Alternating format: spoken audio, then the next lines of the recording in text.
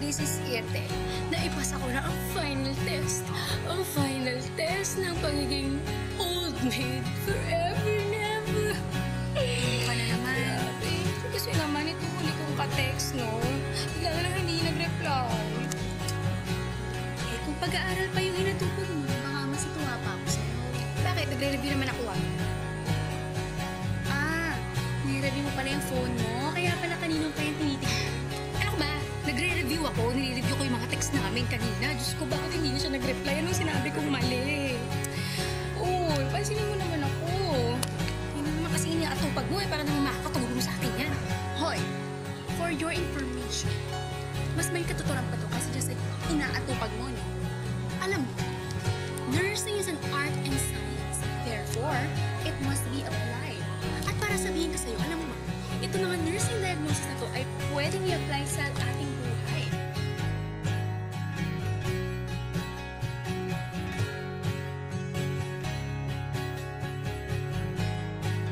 Number 1, common dating mistakes nating mga babae. Alam mo, feeling ko pag meron ka nitong attitude na to at habit mong gawin to, hindi ka pwedeng pumasa ng board exam. Alam mo kung bakit? Kasi bawal sa board exam ang overthinking. Grabe yan hindi ka na pwede pumasa. Kasi tayo mga babae, we tend to overthink or dissect every tiny detail na ginagawa ng mga lalaki sa atin.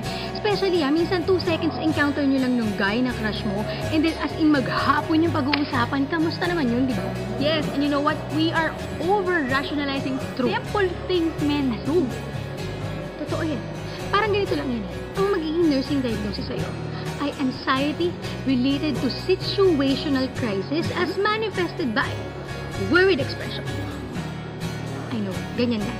Tapos, meron ka pang increased heart rate. Alam mo yun, dapat yung lab-dab, pero ikaw, tugdug. I know. At bukod doon, meron ka rin namang over-excitedness. As in, ganyan ka OA. And then, yung insomnia mo, meron ka din yun.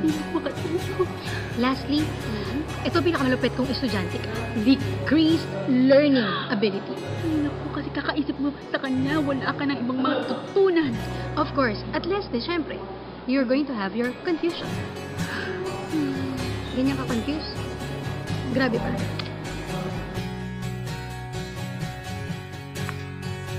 Uy, alam mo ba?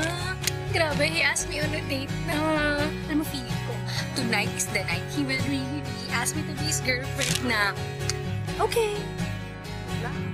Thank you.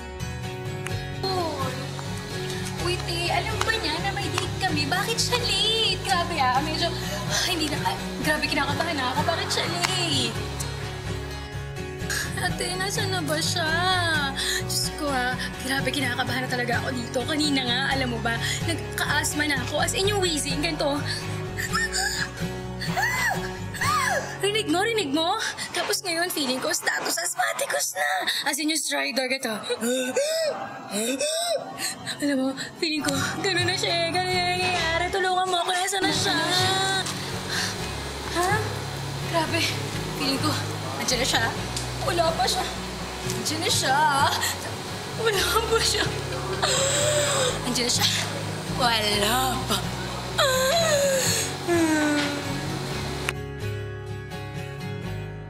Another thing.